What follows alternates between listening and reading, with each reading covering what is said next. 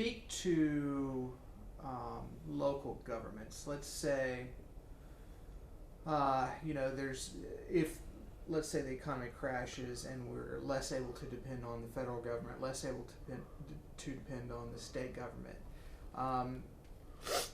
How should city leaders handle higher crime? It's an excellent question. I think so. One of the biggest issues with responding to things like crisis is that the way in which we respond to things like looting or rioting or something like that is with more cops on the street. It's sort of like so long as we stop this chaotic behavior that's going on now, then we'll figure out what to do thereafter.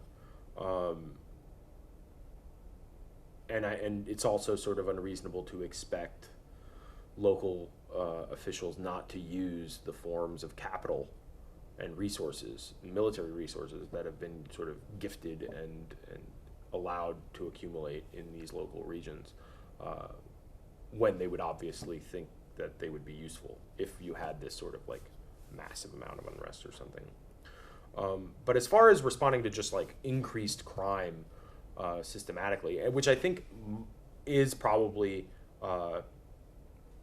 foreseeable, right? I think that if we imagine that massive forms of the spending coming down through stimulus and whatnot is going to go into what will end up being failed urban planning programs, things like everything from inefficient public schools to public housing to just sort of like community space and so on and so forth, that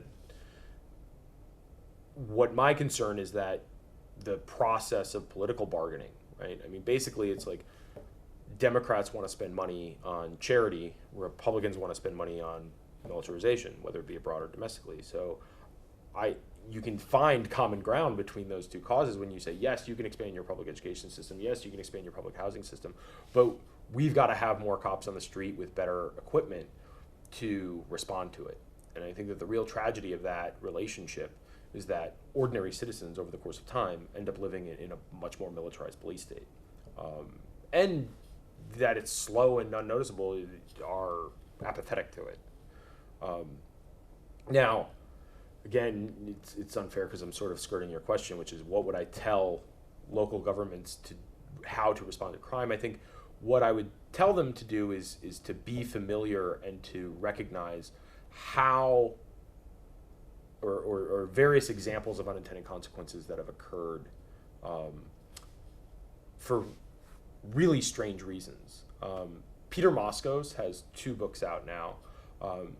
His most recent one he got a lot of attention for. It was called In Praise of Flogging, and it's a comparable criticism of incarceration, and it speaks to what we were previously talking about the types of punishments. He's saying if we gave criminals the opportunity to choose flogging, they probably would, and it would save all of these terrible consequences of incarceration. His first book, though, is called Cop in the Hood.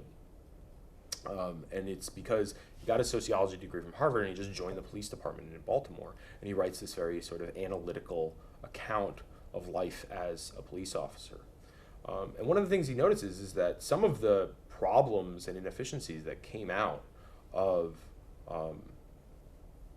police work since the 1970s were tensions that arose because the practices of policing were thrown in disarray from new technologies. And a lot of times these new technologies are, again, the result of bureaucratic incentives, right? If you want your bureaucracy to grow, you want to spend your budget. If you want to spend your budget, you got to refit new technologies, so on and so forth. But as policing became more capital intensive, it became less labor intensive, which means that you had less community policing, less like cops walking patrol beats, introducing themselves to members of the community, learning about who is supposed to be in a neighborhood and who isn't, what are the norms and sort of customs, and being a member of the community. That gets replaced when you get